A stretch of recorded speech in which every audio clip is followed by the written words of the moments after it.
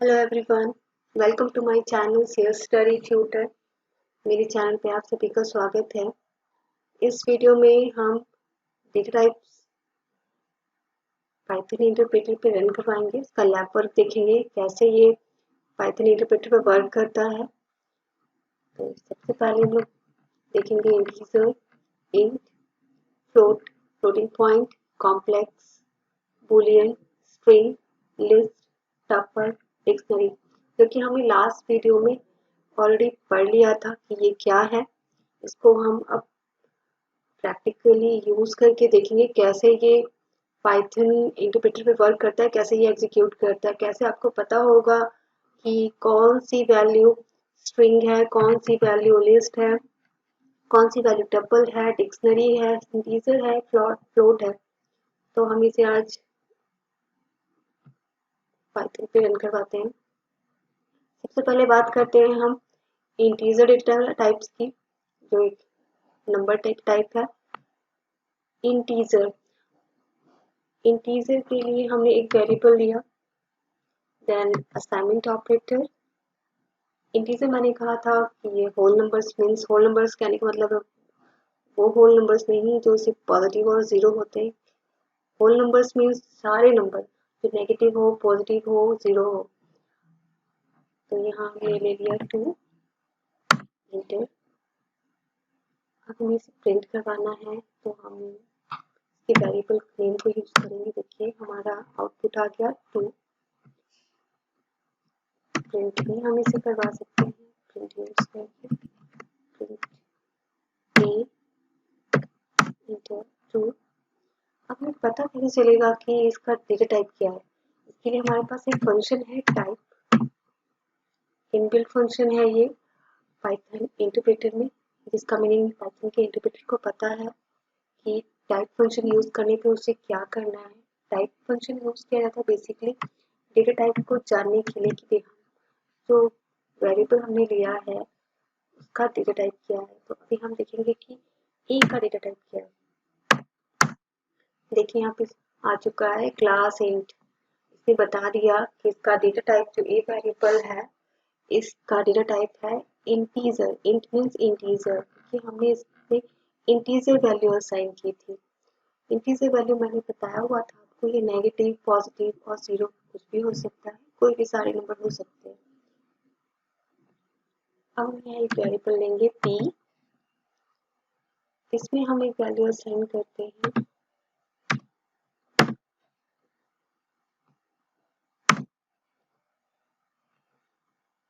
इसे हमने प्रिंट करवाया। प्रिंट यूज करके भी हम इसे प्रिंट करवा सकते हैं।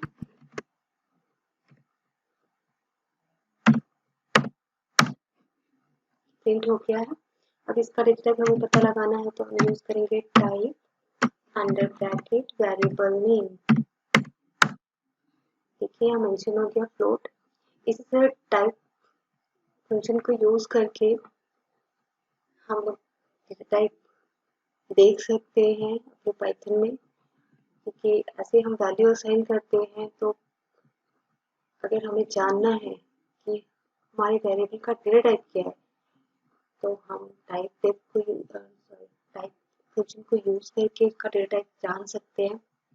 यहाँ पे असाइन करते वक्त, वैल्यू असाइन करते वक्त, ये वेरिएबल क्रिएट करते वक्त हमें डेटा टाइप बताने की जरूरत नहीं होती है। वेरिएबल में हमने जैसा वैल्यू असाइन किया है वो पाइथन इंटरप्रेटर समझ जाता है उसके अकॉर्डिंग कि इस वेरिएबल का डेटा टाइप क्या है। जैसे हमने ए में इंटीजर वैल्यू असाइन की थी तो वो समझ गया कि ये वेरिएबल का डेटा टाइप है इंटीजर। हमने यहाँ पे डेसिमल वैल्यू दी थी तो वो समझ गया कि ये है फ्लोट डेटा टाइप। नेक्स्ट है, हमने सीक्वेंस में स्ट्रिंग की बात की थी। स्ट्रिंग के लिए हम एक वेरिएबल लेंगे str1 असाइनमेंट ऑपरेटर। स्ट्रिंग को क्रिएट करने के लिए डबल कोट, सिंगल कोट दोनों यूज कर सकते हैं। हेलो क्रिएट हो गया हमारा। अब स्ट्रिंग क्रिएट हो गया है, अब हम इसे प्रिंट करवाएंगे। देखिए प्रिंट हो गया। हम प्रिंट यूज करके भी इसे प्रिंट करवा सकते हैं। वेरिएबल नेम str1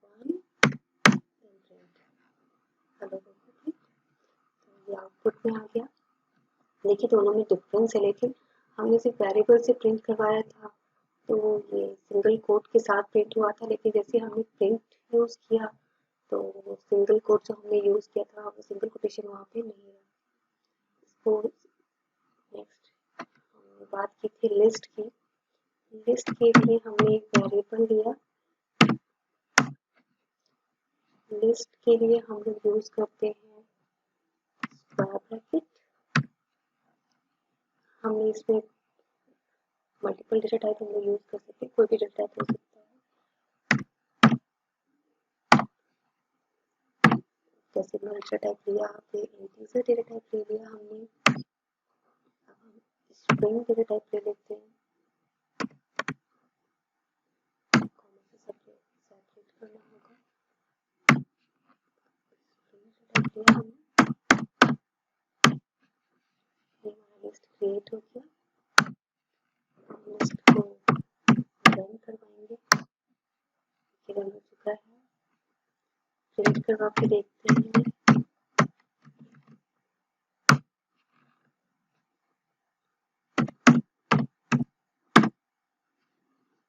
देखते हैं यहाँ पर हमारा टाइप फंक्शन यूज वर्क करता है या नहीं, इसके लिए इसका डेटा टाइप बताता है या नहीं। लिस्ट 1 देखिए बता दिया इसने, ये लिस्ट डेटा टाइप है। फिर हम टाइप फंक्शन यूज करेंगे str1। देखिए string data type str use किया इसने स्ट्रिंग डेटा टाइप के लिए। नेक्स्ट हमें बात की थी टपल की, तो टपल के लिए हम पैरेंथेसिस यूज करते हैं। पैरेंथेसिस यूज किया हमने, कॉमा इसका भी कोई भी डेटा टाइप हो सकता है, लेकिन टपल एक बार क्रिएट होता है कुछ चेंज नहीं हो सकता।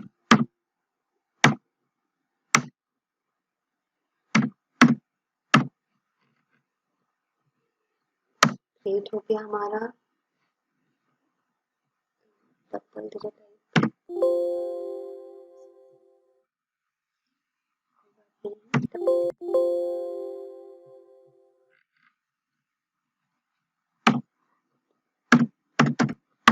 प्रिंट करवाना है, प्रिंट हो गया।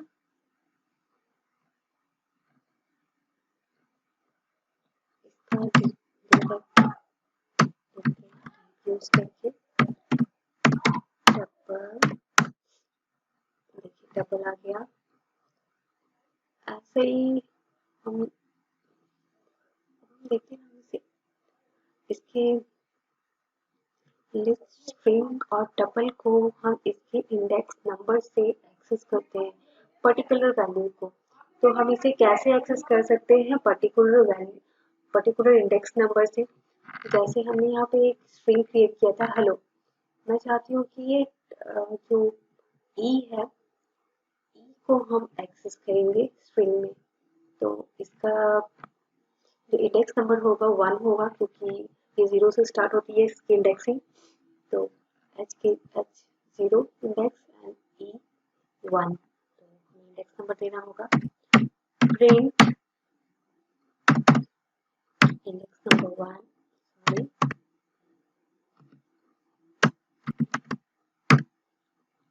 इंडेक्स नंबर 1,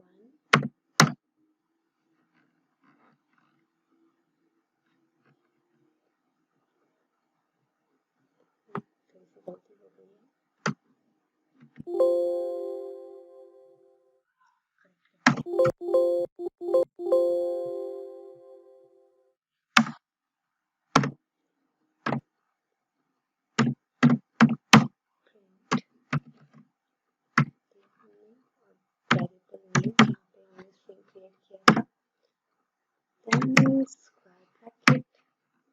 अब हमें देना है पर्टिकुलर इंडेक्स नंबर।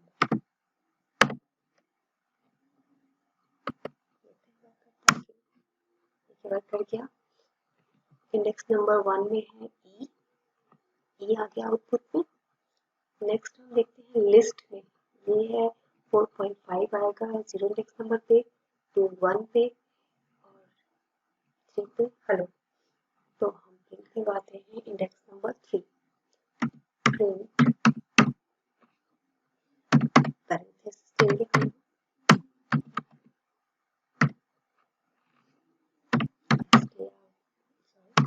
इसका वेरिएबल था लिस्ट के लिए लिस्ट 1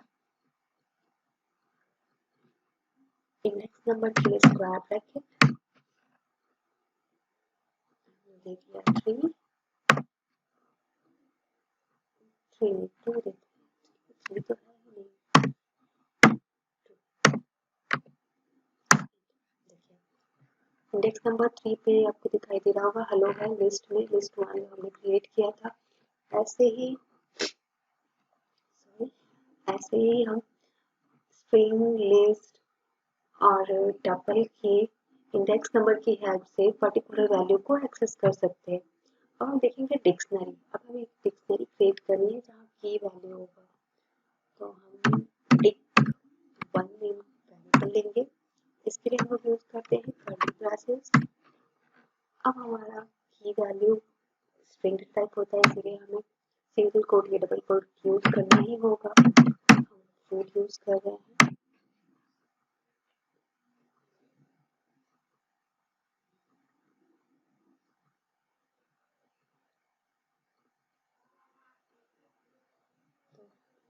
फूड हम यूज कर रहे हैं एज अ की कॉलन। अब इस की का वैल्यू हमें वैल्यू और की को सेपरेट करना है। कॉलन से कॉलन यूज किया हमने। वैल्यू देते हैं हम इसके लिए ऑरेंज देते हैं। नेक्स्ट वैल्यू के लिए कॉमा सब सेपरेट करना है। नेक्स्ट वैल्यू हो गया स्टेट क्लोज। कॉलन इसकी वैल्यू हो जाएगी, कोई भी स्टेट दे देते हैं, डायरेक्ट दे देते हैं।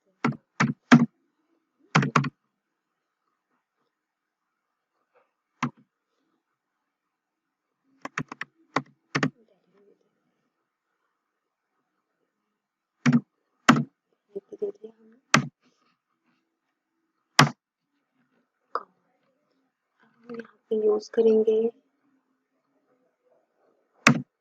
एप्पल की प्राइस क्या है। प्राइस हमारा, क्योंकि प्राइस स्ट्रिंग है, इसका वैल्यू जो होगा वो इंटीजर डेटा टाइप होगा। देखिए हमारा डिक्शनरी क्रिएट हो गया है। अब हम इसे प्रिंट करवाएंगे। प्रिंट करवाने के वेरिएबल नेम देना होगा आपको।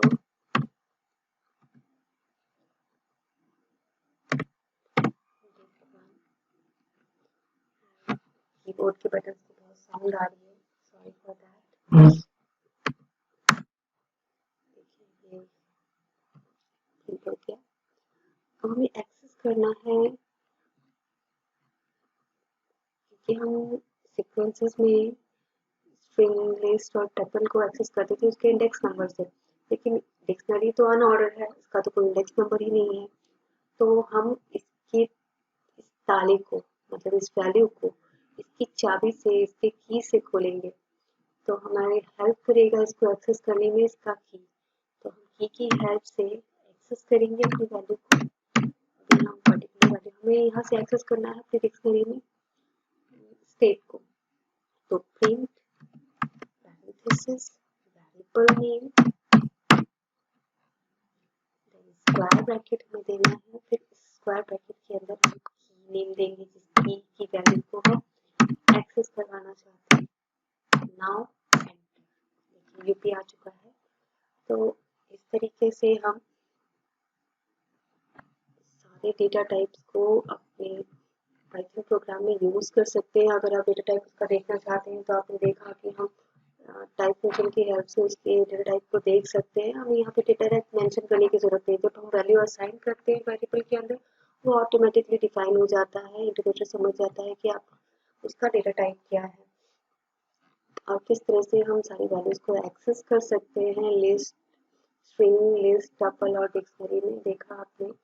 स्ट्रिंग लिस्ट, टपल क्योंकि ऑर्डर लिस्ट है और इस order items, order collection of items है, तो इसको हम इंडेक्स नंबर से, इंटीजर वैल्यू से एक्सेस कर लेते हैं। और डिक्शनरी अनऑर्डर्ड है तो हम इसकी की वैल्यू इसके वैल्यू को की से एक्सेस करते हैं। तो ये था आपका lab work on all the data types. I hope आप सभी को समझ में आ गया होगा, क्लियर हो गया होगा। Thank you.